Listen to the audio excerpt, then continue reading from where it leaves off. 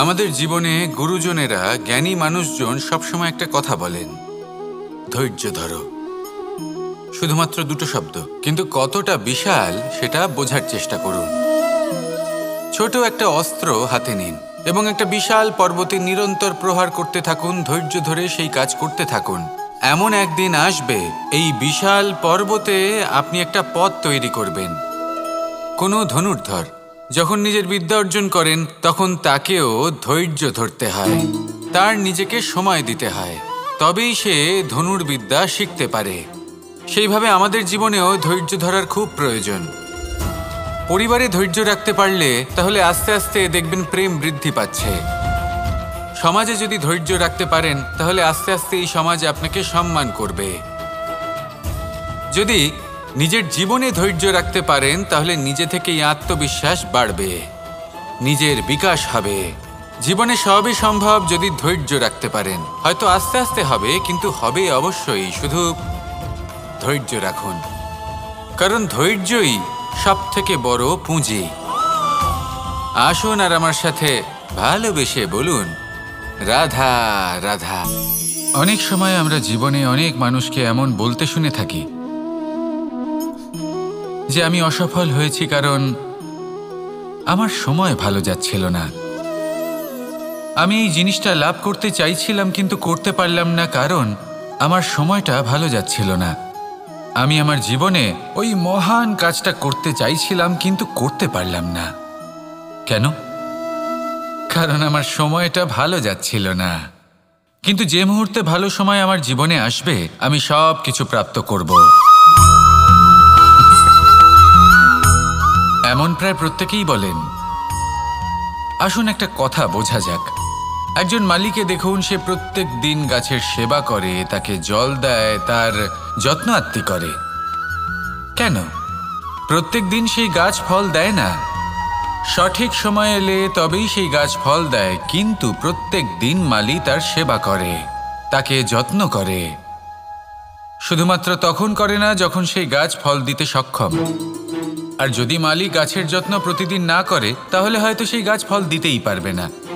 এটাই হলো আমাদের জন্য একটা শিক্ষা। যখন সময় আমাদের জন্য অপেক্ষা করে না, তখন আপনি সময়ের জন্য কেন অপেক্ষা করছেন? ভালো সময়ের জন্য অপেক্ষা করবেন না। ভালো এবং শুভ কর্ম দ্বারা ভালো সময়কে নিজের কাছে টেনে আনুন। নিরন্তর কর্ম করুন, পরিশ্রম করতে থাকুন। শুভ সময় আপনা থেকেই আপনার কাছে আসবে। আসুন আমার সাথে ভালোবেসে বলুন, রাধা রাধা। একটা শব্দ আছে, পরিস্থিতি। অনেক মানুষের মুখে আমরা এই শব্দ শুনি। জীবনে যখন অসফল হই, দুঃখ আসে, সংকট আসে, কোনো বিপদ ঘনিয়ে আসে, তখন সমস্ত দোষ আমরা পরিস্থিতির ওপর চাপিয়ে দিই। আর দেখতে গেলে কোথাও না কোথাও ঠিকই করি। এই পরিস্থিতি প্রত্যেক দিনের মতো পাল্টাতে থাকে, কিন্তু এই দিন, এই রাত, এমন কেউ আছেন যিনি এর ওপরেও নিয়ন্ত্রণ সাধন করেন, আর তিনি হলেন সূর্য। ঠিক সেই রকমই আমাদের জীবনেও সূর্য হলো এই মন। যদি এই মনের উপর আমরা নিয়ন্ত্রণ করতে পারি তাহলে আমরা জীবনকেও নিয়ন্ত্রণ করতে পারবো। প্রথমে এই মনের রাজা হয়ে উঠতে হবে। তাই মনে রাখবেন, যদি মন দুর্বল হয় তাহলে পরিস্থিতি আমাদের সমস্যা বলে মনে হবে। এই মন যদি স্থির হয়, পরিস্থিতি প্রতিস্পর্ধা বলে মনে হবে। আর এই মন যদি শক্তিশালী হয়ে ওঠে তাহলে যে কোনো পরিস্থিতি আপনার কাছে একটা সুযোগ মাত্র। এমন এক সুযোগ যাতে অগ্রসর হয়ে আপনি মহান হয়ে উঠতে পারেন।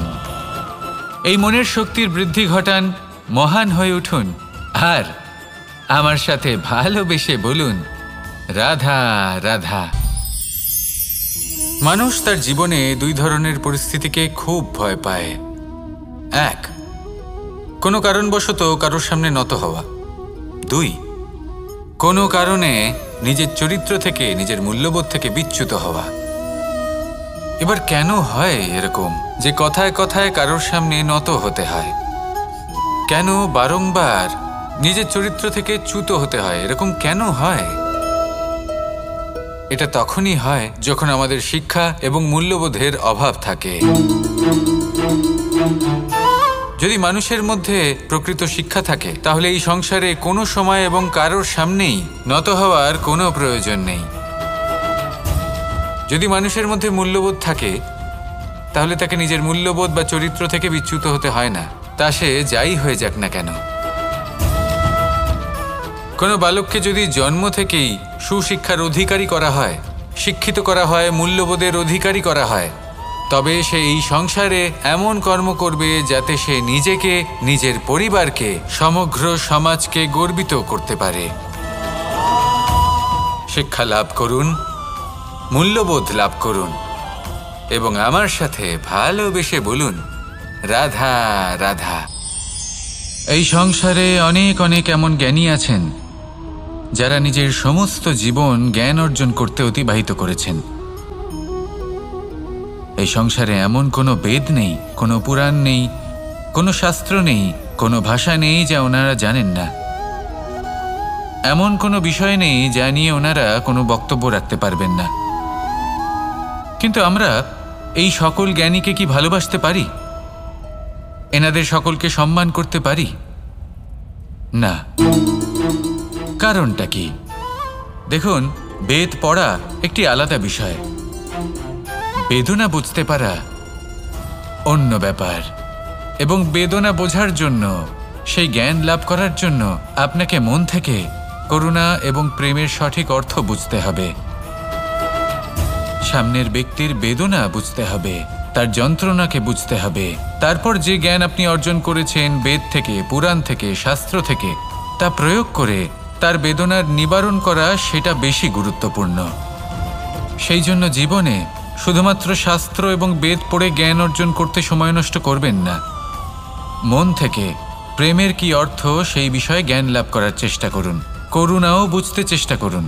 একজন শ্রেষ্ঠ ব্যক্তি হয়ে উঠুন আর আমার সাথে ভালোবেসে বলুন, রাধা রাধা। আমাদের জীবনে অনেক ধরনের ব্যক্তি এসে থাকেন। কেউ কেউ আমাদের সাথে থেকে যান, কেউ আমাদের থেকে দূরে চলে যান। কেউ ভালো মানুষ হন, কেউ খারাপ মানুষ। কিন্তু আমরা সবসময় সেই সময়টাকে নিয়ে দুঃখ প্রকাশ করি যখন আমাদের জীবনে কোনো খারাপ ব্যক্তি প্রবেশ করেন। তারা আমাদের খারাপ অনুভূতি দেন, দুঃখ দেন, কষ্ট দেন। আমরা সবাই তাকে ভালো মন্দ কথা বলি। কিন্তু কেন? এমন বিভিন্ন ধরনের মানুষ, খারাপ মানুষ, ভালো মানুষ সবার জীবনেই আসেন এবং সকলকেই একটা অমূল্য শিক্ষা দান করে যান। এবার আপনি নিজেই ভেবে দেখুন, জীবনে যখন প্রথমবার আপনি আগুন স্পর্শ করেছিলেন তখন আপনি একটা শিক্ষা লাভ করেছিলেন যে আমাকে আগুনের থেকে একটু দূরে থাকতে হবে। তারপর আস্তে আস্তে আপনি শিখলেন যে কিভাবে এই আগুনকে নিয়ন্ত্রণে রাখতে হবে। তারপর আপনি শিখলেন যে কিভাবে নিজের জীবনে তাকে প্রয়োগ করতে হবে, তা সে অন্ধকারে প্রকাশ লাভ করার জন্য হোক বা খাবার বানানোর জন্য। সেইভাবেই কোনো খারাপ ব্যক্তি যখন আপনার জীবনে আসে, কোনো শিক্ষা দিয়ে যান, তার প্রতি কৃতজ্ঞ থাকুন। তার বিষয় খারাপ ভাবার বা খারাপ অনুভূতি নিয়ে থাকার কোনো প্রয়োজন নেই। সেই শিক্ষা লাভ করুন, ইতিবাচক মনোভাব নিয়ে জীবনের সামনে এগোতে থাকুন। কেউ নেই যিনি আপনাকে বাধা দিতে পারেন। আসুন আমার সাথে ভালোবেসে বলুন, রাধা রাধা।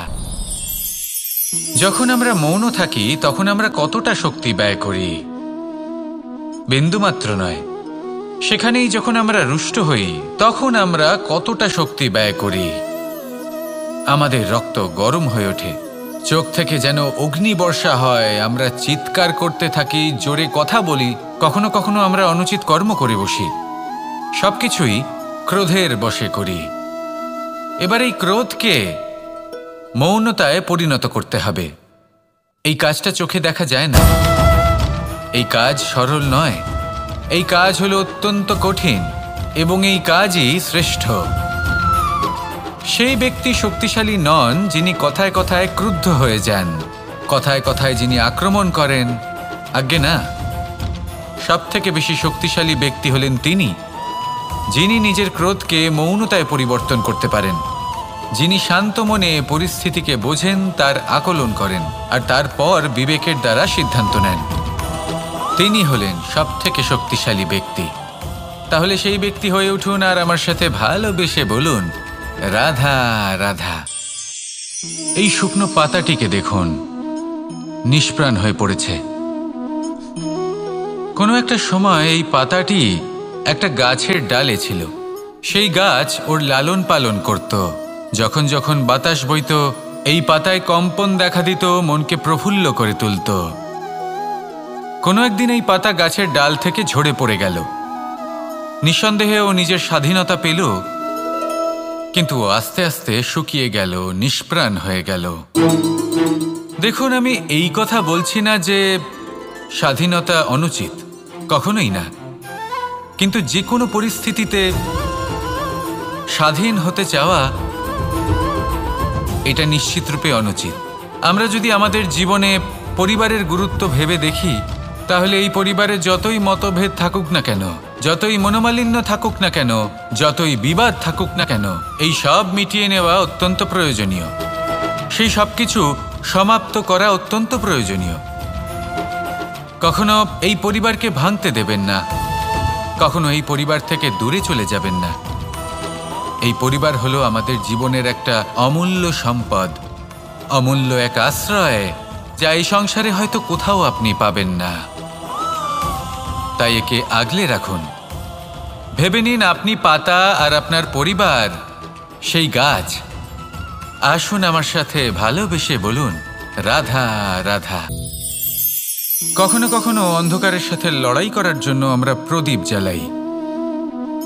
এতে প্রথমে সলতে রাখি, তারপর তেল ঢালি, তারপর আগুন জ্বেলে এটা প্রজ্বলিত করি। তারপর একটা সময় আসে যখন এই প্রদীপ নিভে যায়। কারণটা কি? কারণ কি এটা যে প্রদীপের প্রকাশমান হওয়ার ক্ষমতা সমাপ্ত হয়েছে? না। এই যে আগুন আমরা দেখতে পাচ্ছি, এই আগুনের জন্য যে শক্তির প্রয়োজন হয় তা আসে এই তেল থেকে। যদি এই তেল সমাপ্ত হয়ে যায়, তাহলে এই প্রকাশ তাও সমাপ্ত হয়ে যায়। আর আমাদের জীবনে এই তেল হলো আমাদের কর্ম, আর এই আগুন আর এর দ্বারা উৎপন্ন হওয়া প্রকাশ আমাদের ভাগ্য। যত আমাদের কর্ম ক্ষীণ হতে থাকবে, আমাদের ভাগ্য সৌভাগ্য কোথাও না কোথাও লুপ্ত হয়ে যাবে। যে উজ্জ্বল ভবিষ্যৎ আমরা চাইছি তা কখনো লাভ করতে পারবো না যদি কর্ম না করি। ঠিক যেমন তেল ছাড়া অগ্নি উৎপন্ন হয় না, তেমনই কর্ম ছাড়া সৌভাগ্য হয় না। আর যেমন কর্ম তেমন ভাগ্য। তাই সবসময় কর্ম করতে থাকুন, কর্ম করা থামাবেন না। আর আমার সাথে ভালোবেসে বলুন, রাধা রাধা। শব্দ। শব্দ আসলে কি? শুধুই কয়েকটি অক্ষরের সমষ্টি, নাকি আমাদের বাণী? এই শব্দ এমন এক শক্তি যা কাউকেই নিজের বশবর্তী করে ফেলতে পারে। শব্দ এমন এক অস্ত্র যা কাউকে ক্ষত বিক্ষত করে দিতে পারে। এই শব্দ হলো একটি নাদ স্বরূপ, যা কোনো ঘুমন্ত ব্যক্তিকেও জাগিয়ে তুলতে পারে এবং নিজের লক্ষ্যের দিকে অগ্রসর করতে পারে। শব্দে এত শক্তি আছে যে কারোর মনে এতটা আঘাত দিতে পারে যে সে হয়তো জীবনে আর কখনো এগোতেই পারল না। তাহলে এই শব্দের প্রয়োগ খুব ভেবেচিন্তে করবেন। এবং এই শব্দের মতোই হলো নীরবতা। অনেক সময় এই নীরবতা আমাদের সহায়ক হয়ে ওঠে। অনেক সময় এটা আমাদের অনুশোচনাকে অনেক বেশি বাড়িয়ে তুলতে পারে। ভীষ্ম পিতামহ, অঙ্গরাজ কর্ণ, যখন দ্রৌপদীর বস্ত্রহরণ হচ্ছিল তখন এনারা নীরব ছিলেন। দুর্যোধনের বিরোধিতা করেননি, ওকে বাধা দেননি। আর তারপর কি হলো সেটা আপনারা সকলে জানেন।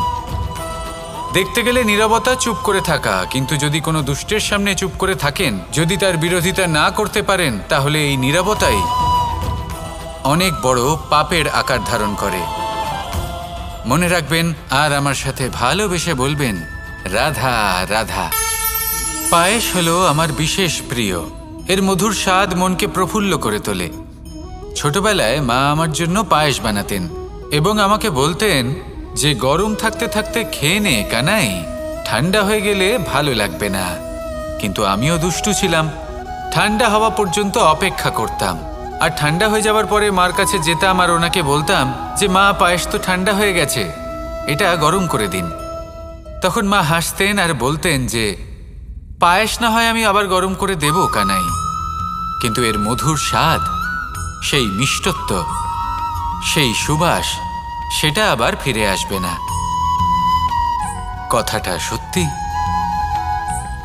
আর এই সত্যটাই আমাদেরও জীবনের সত্য। আমাদের জীবনের মধুর সম্পর্কগুলি, এতে যখন কটুভাব প্রবেশ করে তখন সেই মিষ্টত্ব ফিরিয়ে আনা প্রায় অসম্ভব ব্যাপার হয়ে যায়। আপনি চেষ্টা করে সেই সম্পর্ক ঠিক করতেই পারবেন, তার জন্য অগাধ পরিশ্রম করতে হবে, কিন্তু আবার সেই মিষ্টত্ব কখনো ফিরে আসবে না। সেই জন্য আপনার জীবনের যে মধুর সম্পর্ক আছে, যতটা সম্ভব চেষ্টা করুন তাতে মিষ্টত্ব বজায় রাখতে। কটুভাব আসতে দেবেন না। আসুন আর আমার সাথে মধুর স্বরে বলুন, রাধা রাধা। কখনো কোনো প্রজাপতিকে উড়তে দেখেছেন? কি সুন্দর উড়ে বেড়ায় সে, এক ফুল থেকে অন্য ফুলে, এক পাতা থেকে অন্য পাতার ওপর। কিন্তু সে কিভাবে উড়তে শেখে কখনো ভেবেছেন? জন্ম থেকেই কিন্তু প্রজাপতির ডানা থাকে না, ও কিন্তু ছোট্ট একটা ডিমের আকারে জন্ম লাভ করে। তারপর সেই ডিমটি ভেঙে একটি কীট বাইরে আসে। আস্তে আস্তে সে বড় হয়, ওর শক্তি বৃদ্ধি পায়। তারপর সে সেই কীট দশা ত্যাগ করে নিজের ডানাগুলি মেলে। এই প্রক্রিয়া তার কাছে সরল নয়, অত্যন্ত যন্ত্রণাদায়ক প্রক্রিয়া, কিন্তু সে সেই যন্ত্রণা মেনে নেয়। আর তারপর আস্তে আস্তে সে উড়তে শেখে। শুধুমাত্র আকাশে উড়ে বেড়ায় তা নয়, আমাদের মনের মাঝে উড়ে বেড়ায়। এবার এই ডিম থেকে প্রজাপতি হয়ে ওঠার যে যাত্রা, এটা যতটা কঠিন, ততটাই কঠিন হয় এই সংসারে শ্রেষ্ঠ কর্ম করা, ততটাই কঠিন হয় এই সংসারে মহান হয়ে ওঠা। সেই জন্য প্রয়োজনীয় প্রচেষ্টা এবং সময়। নিরন্তর প্রচেষ্টা করতে থাকুন, পর্যাপ্ত সময় নিন, এবং আপনি নিজেকে এই আকাশে উড়ন্ত অবস্থায় পাবেন। আসুন আমার সাথে ভালোবেসে বলুন, রাধা রাধা। এই সংসারে ভিন্ন ভিন্ন ধরনের গাছ আছে, অসংখ্য ধরনের প্রজাতি আছে। কিছু গাছ পাতা দিয়ে থাকে, কিছু ফুল, কিছু ফল। কেউ ছায়া প্রদান করে, কেউ শীতলতা প্রদান করে, কেউ নিজেকে খুব কষ্ট দিয়ে এই সংসারের বিকাশে সহায়ক হয়ে ওঠে। কিন্তু এই সবার মধ্যে একটা বিষয় কিন্তু সমান, এরা প্রত্যেকেই পাতা ছাড়া, ফুল ছাড়া, ফল ছাড়া জীবিত থাকতেই পারে, কিন্তু কোনো বৃক্ষই শিকড় ছাড়া বেঁচে থাকতেই পারে না। এটাই হলো রাধার। ঠিক সেইভাবেই আমাদের জীবনে শক্তি হোক, ধন হোক বা সাফল্য হোক, আমাদের বা আমাদের পরিবারের প্রসন্নতাই হোক, এই সব কিছুর আধার হলো, সব কিছুর মূল হলো পরিশ্রম। তাই জীবনে চিরকাল পরিশ্রম করতে থাকুন। যদি আপনি জীবনে মহান হবার পথে অগ্রসর হতে চান, তাহলে পরিশ্রম করুন। এই পরিশ্রম দ্বারাই নিজের পরিবারকে প্রসন্ন করুন, নিজের বন্ধুদের প্রসন্ন করুন, এই সমাজকে গর্বিত করুন। আসুন আমার সাথে ভালোবেসে বলুন, রাধা রাধা। আমাদের জীবনে যখনই আমরা কোনো বড় দায়িত্বের সম্মুখীন হই, তখন আমরা তার থেকে দূরে পালাই, আর এই অজুহাত দিই যে না না, এত বেশি ভার বহন করার যোগ্যতা আমার নেই, আমি করতেই পারবো না। দেখুন, এই সংসারে ভিন্ন ভিন্ন ধরনের গাছ আছে, ছোট গাছ, বড় গাছ, কিন্তু বটগাছের মতো বড় এবং নিবিড় গাছ আর একটাও নেই। সে নিঃস্বার্থভাবে এই সংসারকে সেবা করে যায়, ছায়া প্রদান করে, শীতলতা প্রদান করে। আর যখন এমন সময় আসে যখন তার ওপর বোঝা অত্যন্ত বেড়ে যায়, সে কিন্তু কোনোভাবেই ভেঙে পড়ে না। তখন সে নিজের নিঃস্বার্থ কর্মের ফল লাভ করে, সেই নিঃস্বার্থ কর্ম যা সে করেছে। তার দেহ থেকে ছোট ছোট ঝুড়ি বার হয় এবং তা কাণ্ডের আকার ধারণ করে। সেই কাণ্ড মাটির কাছে পৌঁছয় এবং তারপর তা বটগাছের সহায়ক হয়ে ওঠে। সে ভেঙে পড়ে যায় না। এইভাবে আপনিও জীবনে নিঃস্বার্থভাবে সবার সেবা করুন, ভালোবাসুন, সবাইকে সাহায্য করুন। যেদিন আপনার ওপর বোঝা অত্যন্ত বেড়ে যাবে, সেদিন এই সব মানুষ আপনাকে সাহায্য করার জন্য আসবেন, আপনার শক্তি হয়ে উঠবেন। আর আপনি বটগাছের মতোই মহান এবং বিশাল হয়ে উঠবেন। আসুন আর আমার সাথে ভালোবেসে বলুন, রাধা রাধা। একে বালি বলুন, মাটি বলুন বা ধুলো বলুন, এ দিয়ে কত কিছু করা সম্ভব। এ দিয়ে আপনি নিজের বাসস্থান নির্মাণ করতে পারেন, প্রাচীর গড়ে তুলতে পারেন, অট্টালিকা নির্মাণ করতে পারেন। কিন্তু যদি এই বালিকে আপনি মুষ্টিবদ্ধ করে রাখতে চান, তাহলে তা হাত থেকে ফসকে যাবে। আপনি কখনোই একে মুষ্টিবদ্ধ করতে পারবেন না। এরকমই হয় আমাদের জীবন, আর এরকমই হয় সময়। এই মুষ্টিবদ্ধ করা বালির মতো। সময়কে আমরা বাধা দিতে পারবো না, আটকেও রাখতে পারবো না। এ হলো প্রবাহমান। জন্ম থেকে মৃত্যু পর্যন্ত এই যে সময়, তা খুবই সীমিত। আর এই সময় আমরা যেটাই করি তার দ্বারাই আমাদের মূল্য নির্ধারিত হয়। আর এই সংসার থেকে চলে যাওয়ার পরেও এই সংসার এই সব কর্মের জন্যই আমাদের মনে রাখে। তাই যদি আপনি এটা ভাবেন যে আজ যে কর্ম করার ছিল আমি না হয় কাল করে নেব, কাল আমার লক্ষ্যে পৌঁছানোর কথা ছিল আমি পরশু পৌঁছব, না, এই সময় খুব মূল্যবান, একে নষ্ট করবেন না। এই সময়কে সদ্ব্যবহার করুন, মহান হবার পথে অগ্রসর হন। একে যদি মুষ্টিবদ্ধ করে রাখার চেষ্টা করেন, এই সময় থেমে থাকবে না। আসুন আমার সাথে ভালোবেসে বলুন, রাধা রাধা। জীবনে যখন আমরা কোনো পরিস্থিতির সম্মুখীন হই, তখন আমাদের সামনে দুটো পথ থাকে। তাদের মধ্যে কোনো একটা নির্বাচন আমাদের করে নিতে হবে, এই মনে করে নিতে হবে।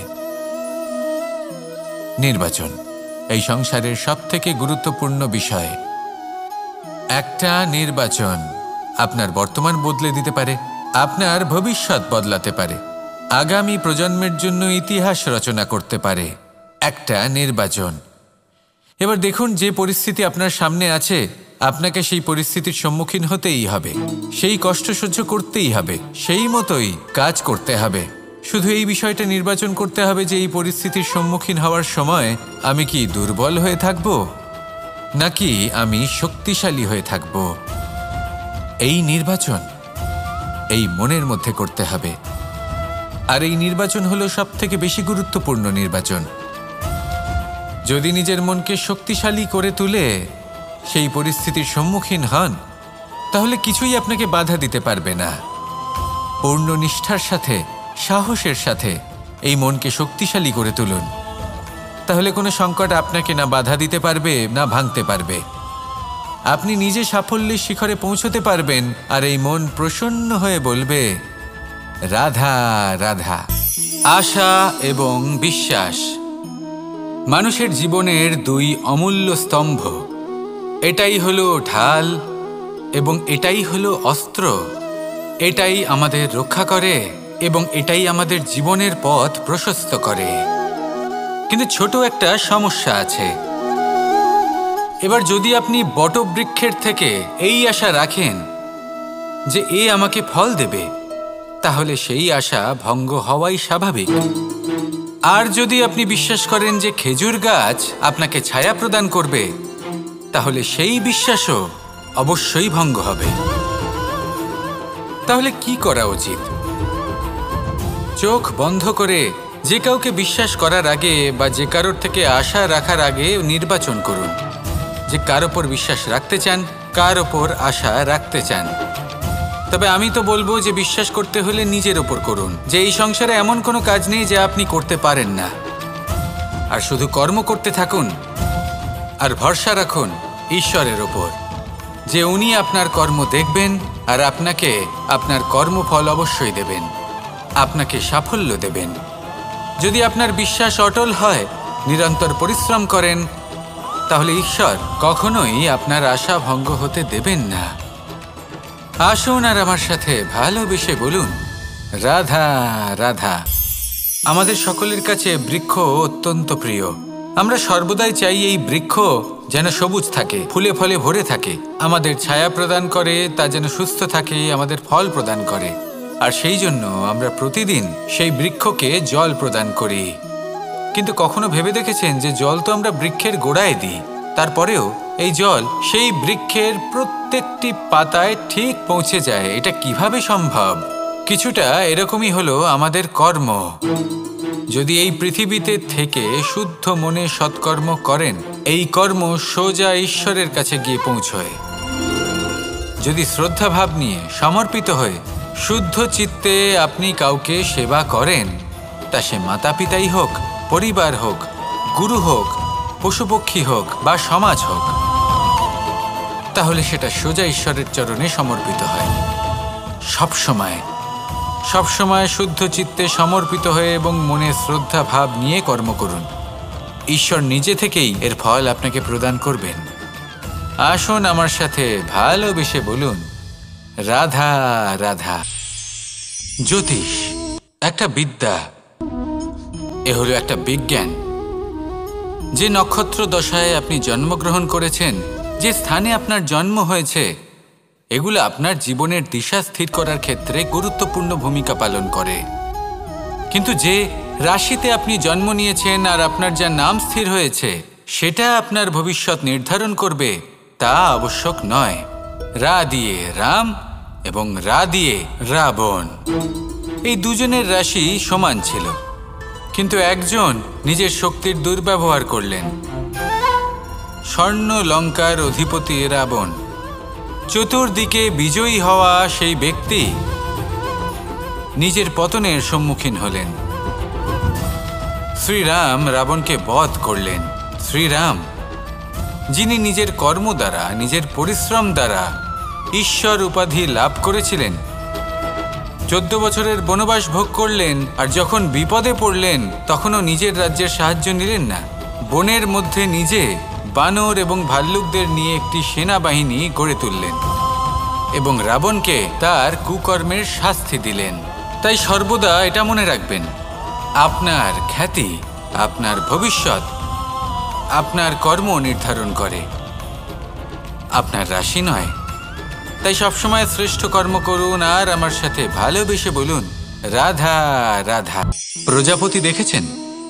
কি সুন্দর হয়, তাই না? এই প্রজাপতি, ওদের দিকে তাকালে নিজের অজান্তেই নিজের মুখে হাসি ফুটে ওঠে। কিন্তু এই প্রজাপতি জন্ম থেকেই এমন দেখতে হয় না। জন্ম থেকে এদের কাছে ডানা থাকে না, এরা উড়তেও পারে না। যখন একটি প্রজাপতি জন্ম নেয়, তখন প্রথমে ডিম অবস্থায় থাকে সে। আস্তে আস্তে সেই কবচ সে ভেঙে ফেলে, খুব পরিশ্রম করতে হয় তাকে। তারপর কীটের আকার ধারণ করে সে চলতে থাকে, অনেক কষ্ট সহ্য করতে হয়, অনেক পরিশ্রম করতে হয়। তারপর তার রূপ বদলে যায়, তারপরে তার ডানা গজায়, তারপরে সে উড়তে পারে। এই নিরন্তর পরিশ্রমই সাফল্যের মূল মন্ত্র হয়। কখনো কখনো প্রতিভাও কম পড়ে যায় যদি নিরন্তর পরিশ্রম না করা হয়, যদি সমর্পণের ভাব মনে না থাকে, দৃঢ় নিষ্ঠা না থাকে। আর কখনো কখনো সেই ব্যক্তি যার মধ্যে বিশেষ প্রতিভা থাকে না, সেই ব্যক্তি নিরন্তর পরিশ্রম করে, নিজের মনে সমর্পণের বোধ জাগিয়ে তোলে, দৃঢ় নিষ্ঠার সাথে কর্ম করে আর সাফল্য লাভ করে। সেই জন্য আপনি জীবনে যেখানেই পৌঁছে যান না কেন, নিরন্তর পরিশ্রম করতে থাকুন। তবেই আপনার ভবিষ্যৎ রঙিন প্রজাপতির মতন গগনচুম্বী হবে। তবেই এই সংসার আপনাকে দেখবে এবং নিজের অজান্তেই এই সংসার নিজের মুখে হাসি ফুটিয়ে তুলবে এবং এই সংসার আমার সাথে ভালোবেসে বলবে, রাধা রাধা। জীবনে সবথেকে বেশি মূল্যবান বস্তু কি? ধন, স্বর্ণ, মাণিক্য, আভূষণ? না, এই সব কিছু মিলিয়েও সময়ের এক মুহূর্তের সামনে মলিন হয়ে পড়ে। এক মুহূর্ত যা এক দরিদ্রকে রাজা করতে পারে, যা এক রাজাকেও দরিদ্র করতে পারে। একটি মুহূর্ত যা আপনার আত্মবিশ্বাসকে পর্বতের শিখরে পৌঁছে দিতে পারে, একটি মুহূর্ত যা আপনার অস্তিত্বকে গভীর সাগরে বিলীন করে দিতে পারে। একটি মুহূর্তের খেলা। সবসময় জীবনে সেই ব্যক্তিকে সম্মান করুন, শ্রদ্ধা করুন, যিনি আপনার জন্য সময় বের করে থাকেন। সবসময় সেই ব্যক্তির প্রতি নিষ্ঠাবান থাকুন, যেই ব্যক্তি খারাপ সময় আপনার পাশে দাঁড়িয়ে থাকে। এই সময় সবথেকে বেশি মূল্যবান। আসুন আমার সাথে ভালোবেসে বলুন, রাধা রাধা।